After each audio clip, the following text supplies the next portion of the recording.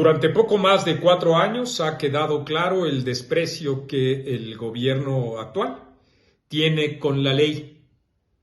Y es que, en efecto, todos aquellos gobiernos que autoritarios llegan a través de las reglas democráticas buscan justamente dinamitar estas reglas para afianzarse en el poder. No por nada, Genaro Villamil casi festeja lo que está pasando allá en Turquía durante otros 6 años, que es como se está perfilando Erdogan para continuar con la presidencia de la República, porque pues el 60% de la gente le apoya y como esa es la voz del pueblo, esa es entonces también la expectativa de todos los gobiernos que se van cimentando a través de un caudillo. No quiero decir en modo alguno que eso suceda en nuestro país, como tampoco digo que suceda lo que ha ocurrido en Cuba o en Bolivia o por supuesto en Venezuela. Lo que quiero decir es que esos son parámetros que nos permiten evaluar ese talante discursivo lleno de propaganda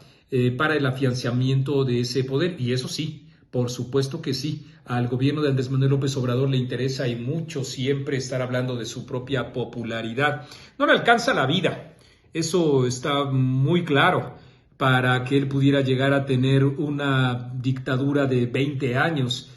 habida cuenta justamente los problemas de salud que tiene y que según fuentes directas, yo estoy en condiciones de decírselos a ustedes, se encuentra mucho más delicado de lo que realmente quisiera aparentar el propio gobierno de la República. Lo que pasa es que, claro,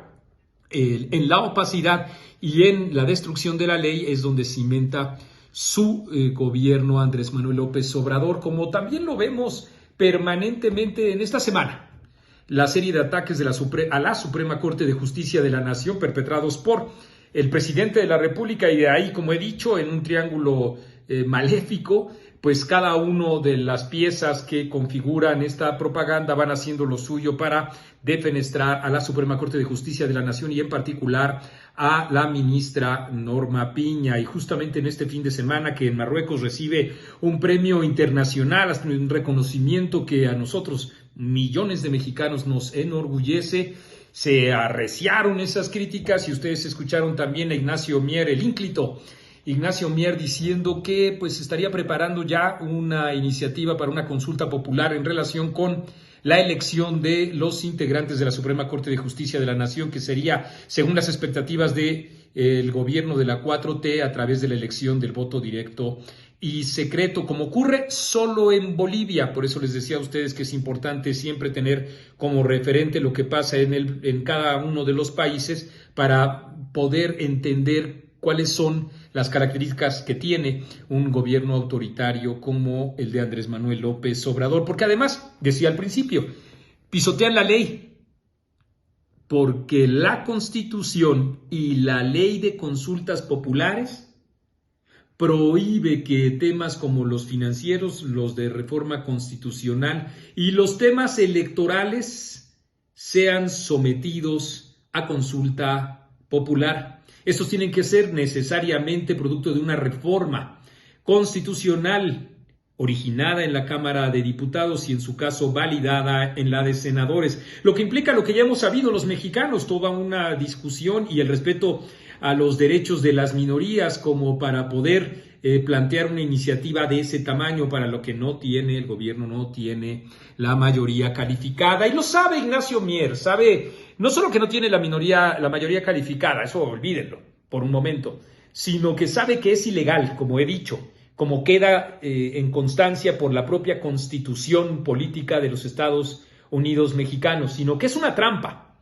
¿Por qué? Porque cuando el tema llegue a manos de la Suprema Corte de Justicia de la Nación, los integrantes de la misma rechazarán esa iniciativa por inconstitucional y ya imaginarán ustedes todo el aparato mediático y político del gobierno en contra de, en esta trampa, de los titulares de la Suprema Corte de Justicia de la Nación. Y así, por donde van, por donde caminan, van armando un cagadero, como queda también claro en algo aparentemente inconexo, pero que es justamente la tendencia que tiene el gobierno del menosprecio a la ley, cuando funcionarios del gobierno de Veracruz